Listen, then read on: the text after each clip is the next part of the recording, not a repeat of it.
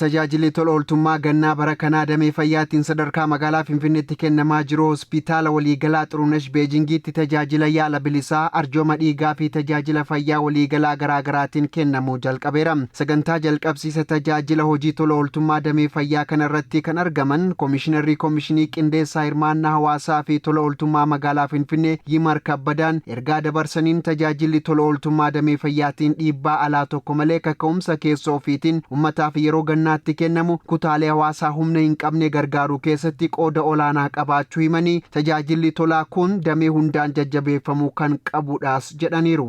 አሁን ዛሬ እዚህ እንዳያችሁት ከፍለው መታከም የማይችሉ አቅመ ደካሞች የኢኮኖሚም ችግር ያለባቸው Akkuma har'aa asitti argaa jirtan namoonni tajaajila yaala fayyaa tolaan argachaa jiran kanneen humna hin qabne kan rakkoo diinagdee qabanii fi namoota fayyaa isaanii irratti hubannoo homaatu hin qabneedha. Kanaafuu tajaajila qorannoo duraan duula akkanaatiin kennamuun namoonni baay'een gara dhaabbilee fayyaa deemuun yaalamaa jiru.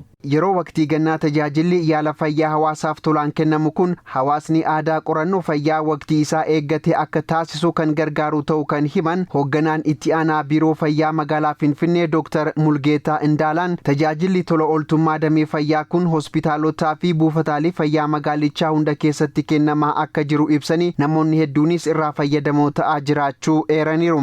እንደ ከተማ መስተዳደር በሁሉም ሆስፒታሎቻችን በሁሉም ጤና ጣቢያዎች akka bulchiinsa magaalaatti hospitaalotaa fi buufataalee fayyaa magaalichaa hundatti tajaajilli tola ooltummaan ganna kana keessatti akka kennamu taasifamee hojjetamaa jira. Kanaanis lammiilee 100,000 fi 70,000 oliif yaala bilisaa ni argatu jennee yaadna. Tajaajilli fayyaa tolaan kennamaa jiru kun qorannoo dhiibbaa dhiigaa fi sukkaaraa irraa kan darbe hanga wal'aansa sadarkaa olaanaatti namoota humna hin qabneef kan kennamu ta'a.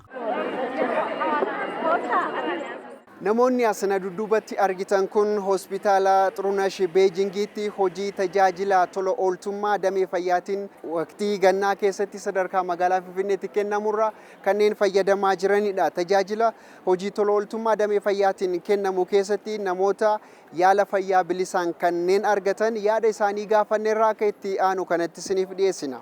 Nama humna hin qabne nama dhibamee waan tokko hin qabne kan mana nama baay'eetu humna dhabee raawwatee mana kan ciisu jira. Tajaajilli akkanaa kun baay'eetti nama fayyada. Kun ganzama duula kaa'amee qallaalii miti. Sila ta'eefuu mangistiin saabee raawwatee nutu natsaa jedhamee natsaa muti. Mangistiin qoricha kana ofidu ganzamaan dhufaa doolaarii baay'eetti kaffalee fidee nuyi immoo akka tajaajilamnu. Nudaggafaa jira mangistiin nudaggafaa jira. Waan guddaa qaba.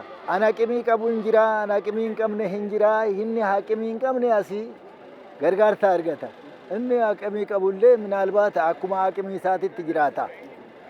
Ijaa kana ta'eefuu nuti amma ganna kana keessa karaa tokko haqimii hin qabne, karaa tokko dhibeen nu goddaye. Ijaa kanaatiif rakkoo baay'ee qabna. Amma isaan dhufanii kana gargaarsa nuu kennuun isaanii baay'ee dasnu jedhee jira.